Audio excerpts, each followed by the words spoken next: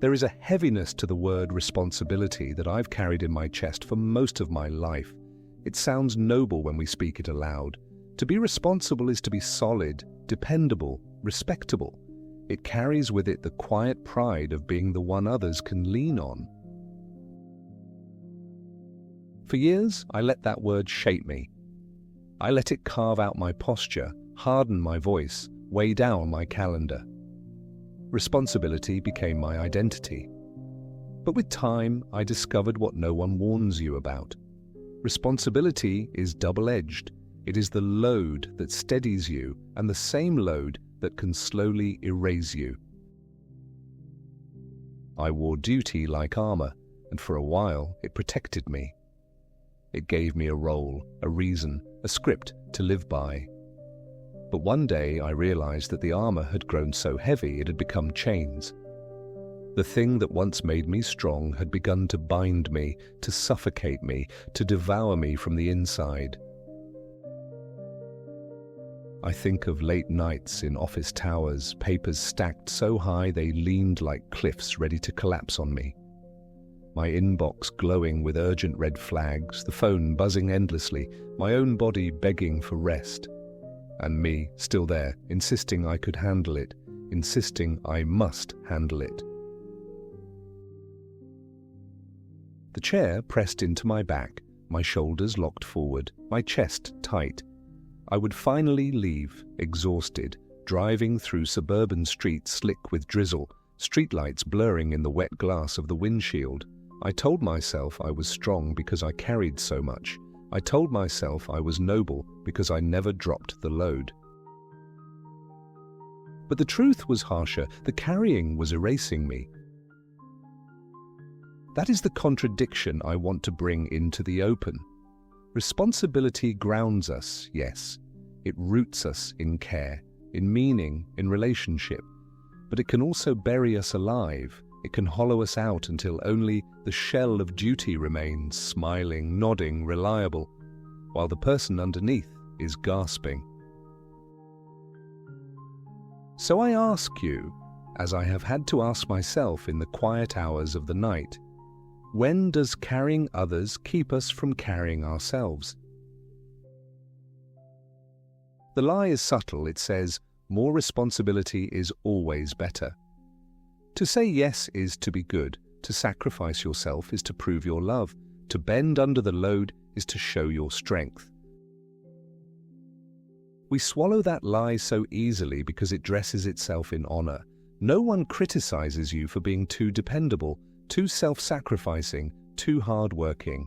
Society will applaud you right up to the point of your collapse, and sometimes even after, they will call your collapse dedication. But what the applause doesn't reveal is the cost. The nights missed, the moments unseen, the pieces of yourself abandoned in the name of duty. I still see it clearly. The night my son stood on a stage in the school hall scanning the crowd for me, and I wasn't there. My seat was empty because I was in a fluorescent-lit office, convincing myself I was loving him by working late.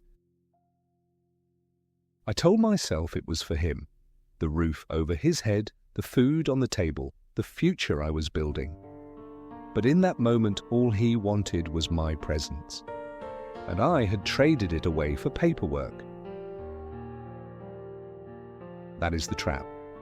Responsibility becomes our excuse. We tell ourselves it is for them, when sometimes it is only for us. For our pride, our fear of being seen as lazy, our terror of disappointing others. Duty becomes the mask we wear to hide our own avoidance. I know this because I lived it. I wore responsibility like a badge of honor.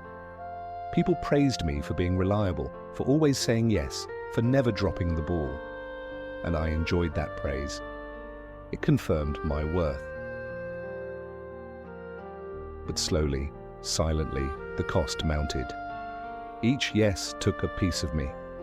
Each sacrifice erased a little more of my face, until one day I looked in the mirror and didn't recognize the man staring back. He looked tired, drained, half-present. He looked like someone who had carried everyone else but not himself. This is the hidden cruelty of duty. It doesn't just demand your time, it takes your face. It smooths out the features of your own desire, your own joy, your own tenderness, until all that remains is a figure bent under weight, applauded for strength, but absent from his own life. I think of the image of a tree branch, heavy with fruit. In season, that weight is beautiful. The branch bends gracefully, offering nourishment to those who come.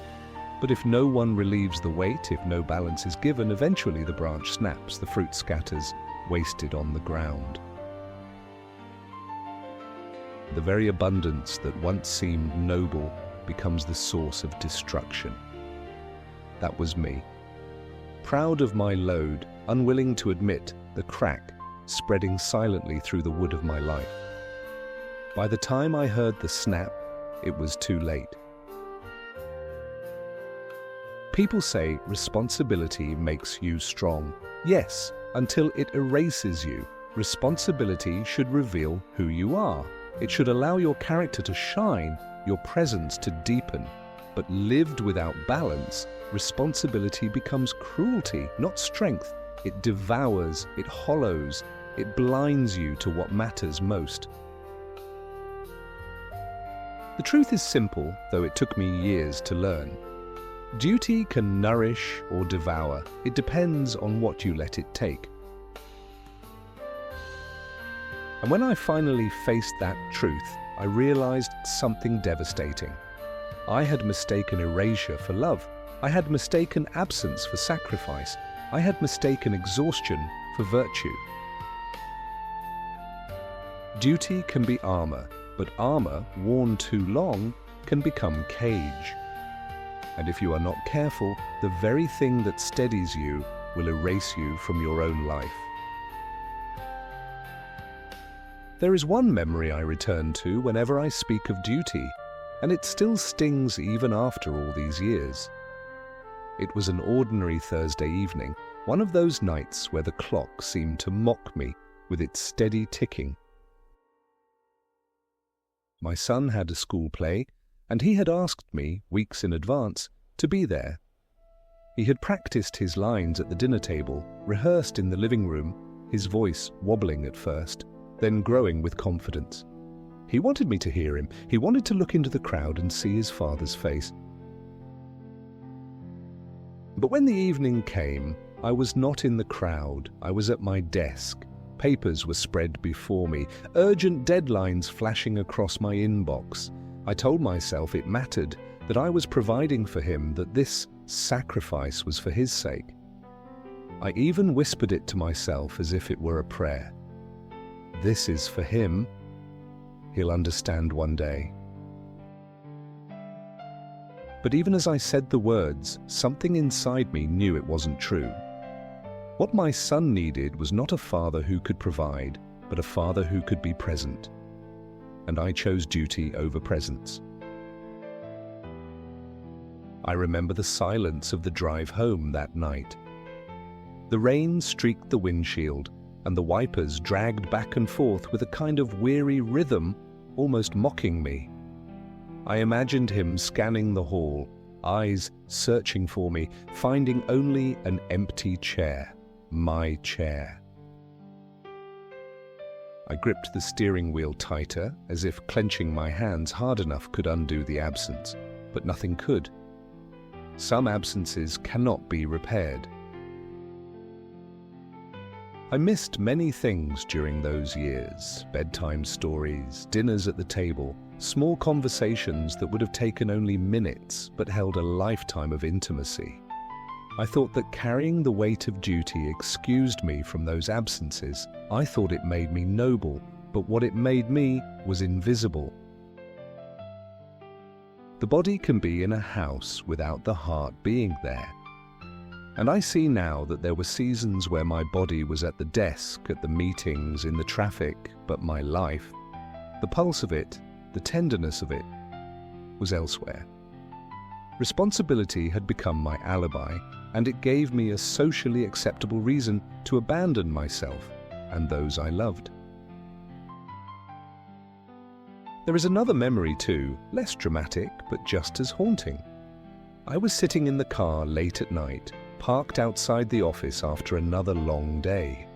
The rain tapped against the windshield, and the world was quiet except for the ringing in my ears from too much noise, too much strain.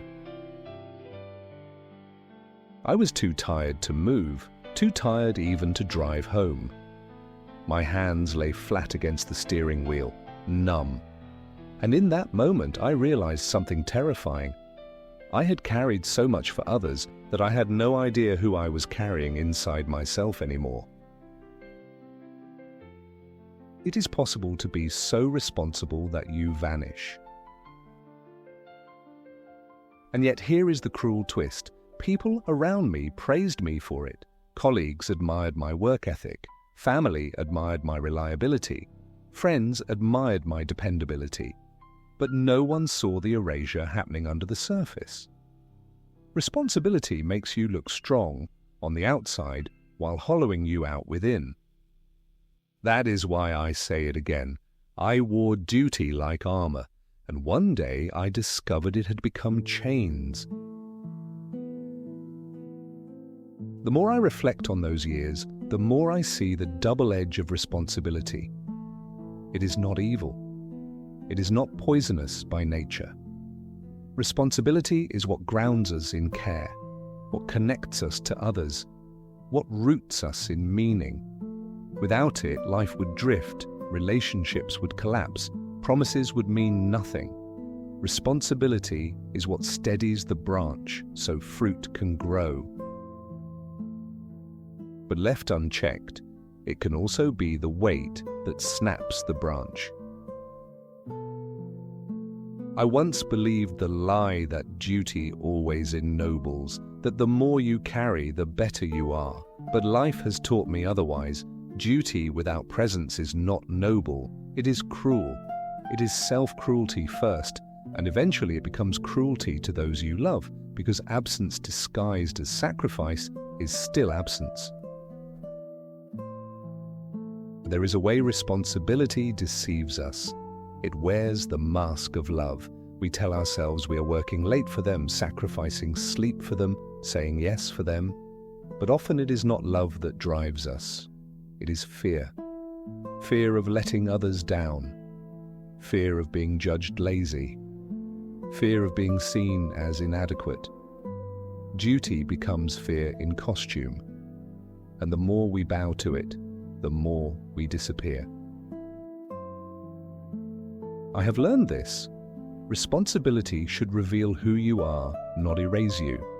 Duty should be a window, not a wall. It should make your presence more vivid, not less. But when it consumes every corner of your life, it erases the very face that duty was meant to protect. I think of that tree branch again. It bends with fruit in the right season, strong, generous, beautiful. But if the weight is never lifted, the branch does not survive to bear fruit again. The very thing that once nourished becomes the cause of its breaking. Responsibility is like that. It can nourish or devour depending on whether we know when to say yes and when to say no. And here is the truth I wish I had learned earlier. Armor can be cage, duty can be both gift and prison. What steadies you can also erase you. The line between those two outcomes is not clear from the outside. You can look noble, admired, applauded, and still be erasing yourself. Only you know whether responsibility is grounding you or devouring you. For me, the wake-up call was absence. Absence from my son's play. Absence from small conversations that could never be repeated. Absence from myself, sitting in a car too tired to move, wondering who I had become. And in those absences, I finally realized duty without compassion for yourself is not love, it is self-erasure. I no longer believe that responsibility automatically ennobles. It depends on what you let it take. Carrying others must not erase yourself. Otherwise, the load you carry will one day collapse, and you with it. I no longer see responsibility as a single word. It is two words hiding inside one: response and ability. To live responsibly is not to say yes to everything, but to recognize your ability to respond wisely, to discern what you can carry and what will crush you. It is not blind obligation, it is conscious presence. For years, I thought my worth was measured by how much I carried. The more I said yes, the more I felt needed. The more I was needed, the more I believed I was loved. But love and usefulness are not the same thing. Being indispensable is not the same as being known, and carrying everything is not the same as carrying well. So I began to change, slowly, haltingly, with guilt clawing at me every step. The first time I left my inbox unanswered to sit with my son at dinner, I felt like I was betraying the world. But then he told me about his day in that casual, offhand way children do when they don't expect you to be listening. And I realized that if I hadn't been there, the story would have dissolved into silence, never spoken again. No one else would have heard it. That moment would have vanished. And I thought to myself, what is duty for if not for this? I began to see that responsibility was never meant to erase my face. It was meant to reveal it. It was not about carrying everything, but about carrying the right things. The things only I could carry, the things that actually mattered. That shift has not made life lighter in the sense of being easy.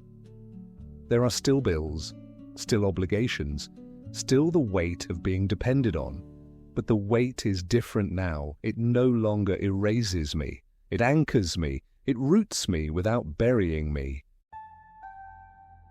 So I ask you, where has duty become your prison? Where are you saying yes so often that your own face is fading? Where are you carrying so much that the very people you love most only see the back of your head as you rush past them? These questions are not meant to shame you. I ask them because I have lived them, and I would rather you stop now before the branch inside you snaps. Responsibility can be gift. It can deepen your presence. It can root you in meaning, but only if you carry it with compassion for yourself. Only if you remember that your worth is not in how much you bear, but in who you are while bearing it. I cannot go back and sit in that school hall where my son once searched for me. That seat will always remain empty. But I can sit here now in this car, in this moment, and speak to you. I can sit at the dinner table and actually listen. I can stand at the edge of my own life and choose presence over performance, and so can you. So let me ask you directly, where has duty erased you? And what would it look like to carry responsibility without losing your face? Responsibility is double-edged. It grounds you and it can cut you down. It steadies you and it can hollow you. It gives life meaning and it can erase the very self that life depends on. I once wore duty like armor. It made me feel safe, respected, strong. But worn too long, the armor grew heavy, and I discovered it had become chains. The weight bent me low until I could no longer see the faces of those I loved. I carried the load, but I lost myself. I don't want that for you. Carry, yes. Love, yes. take responsibility for the lives entrusted to you, but not at the cost of your own face, not at the cost of your presence, not at the cost of erasing yourself from the very story you are trying to sustain. There will always be papers on the desk. There will always be deadlines. There will always be another reason to say yes. But there will not always be another school play. There will not always be another dinner table moment. There will not always be another chance to simply sit and be known. Duty can be sacred when it is chosen with presence, but when it devours you, when it steals your breath, when it hollows your life into a series of obligations, it ceases to be noble. It becomes cruelty. So here is the benediction I offer, not as advice but as blessing. Carry the load, but not at the cost of your face. Let duty ground you, but not erase you. Let responsibility anchor you, but not cage you. Let the weight you bear reveal your presence, not hide it. And if tonight you find yourself staring at a stack of papers, or sitting in a car too tired to move, or caught in the drizzle of another late drive home, remember this. You are not meant to disappear inside your own responsibility. You are meant to be here, alive, face intact, heart beating, presence undiminished. Armor can protect you, but armor can also cage you. The wisdom is knowing when to wear it and when to lay it down. Carry, but do not vanish. Love, but do not erase yourself. Be dependable, but not disposable. Let your face remain. Let your presence remain. Let your life remain. Duty can erase the self. Do not let it. Carry the load, but not at the cost of your face.